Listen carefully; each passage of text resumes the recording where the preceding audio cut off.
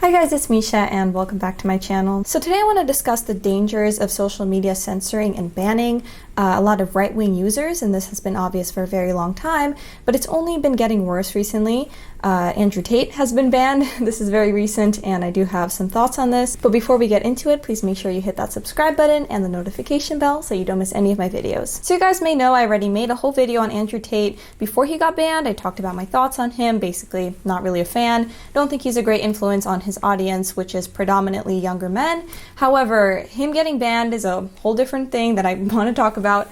And it's especially funny because he was banned off of YouTube, Facebook, TikTok, everything pretty much, Instagram, and a lot of those social platforms, he didn't even have his own account. He had like fan pages reposting his content. So I do think it's a separate issue, disliking him or his ideas, which I totally understand, by the way.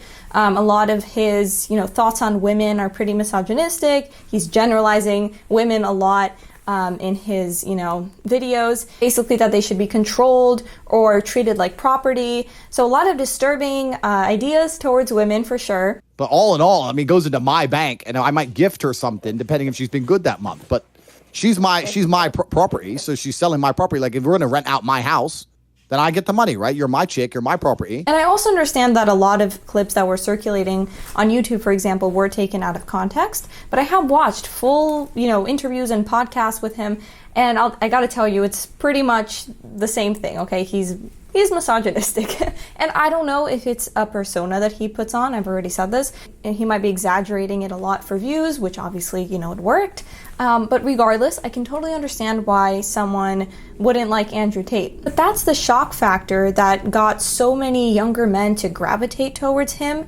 It's because he's seen as like a cure to the woke culture. Especially younger men saw him and thought, oh, this is so different than what everyone else is preaching.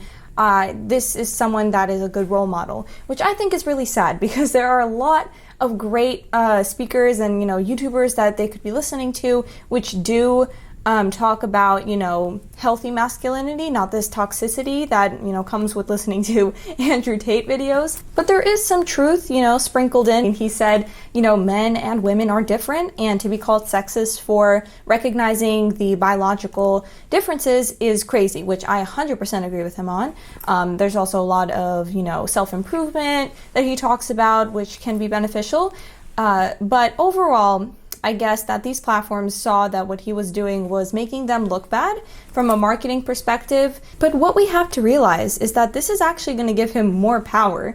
People are going to be curious, why was he banned? What was he saying that was so crazy? Especially guys that, again, gravitate toward that sort of personality. So this is only going to give him more attention.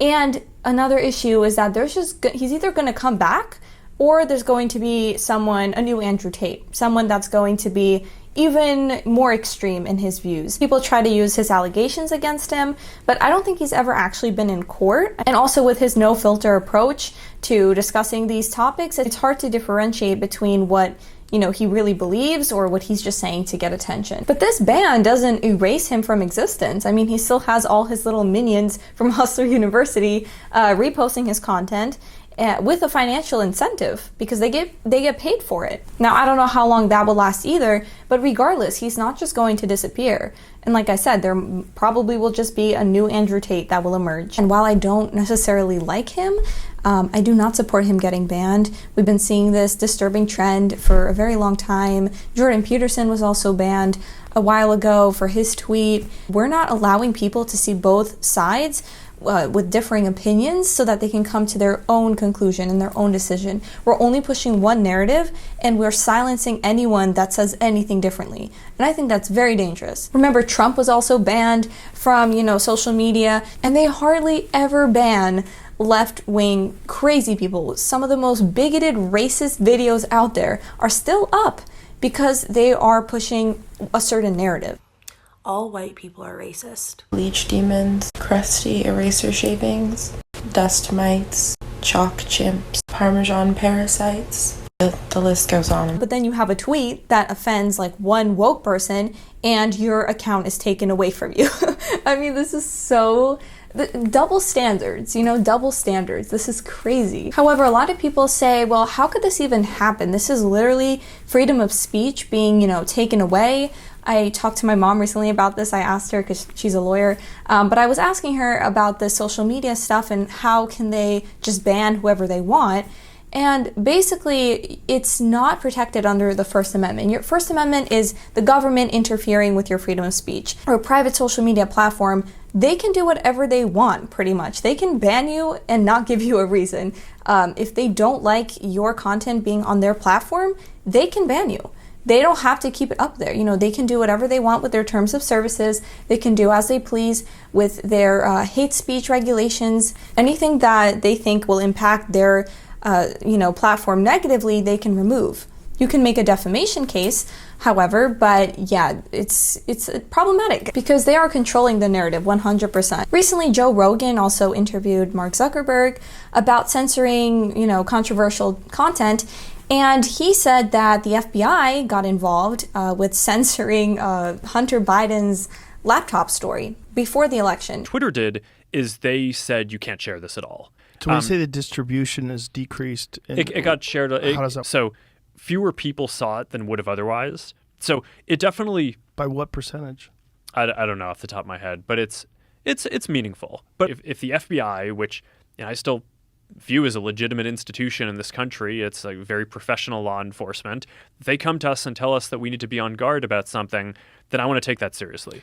Musk was also upset about this too, with Twitter censoring this story, because it obviously impacts elections. Politicians can have a lot of power with social media platforms silencing right-wing users. It's also crazy when you see someone's entire, account get banned, not just like removal of the content that was supposedly so terrible, but the entire account, just because they said something that goes against the woke culture narrative. Shadow banning is also a huge problem. A lot of the conservative YouTubers I watch, I hardly ever get them recommended to me. I'm subscribed, I have the notifications on, and I never get notified for a lot of these YouTubers. I just don't know when they post, which is obviously crazy because I have the notification bell on, so why am I not getting notified?